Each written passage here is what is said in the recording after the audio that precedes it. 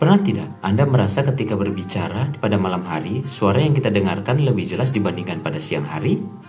Ditinjau dari konsep sains, pada malam hari lapisan udara dekat dengan permukaan bumi lebih dingin dibandingkan lapisan di atasnya. Kondisi ini disebut dengan inversi suhu.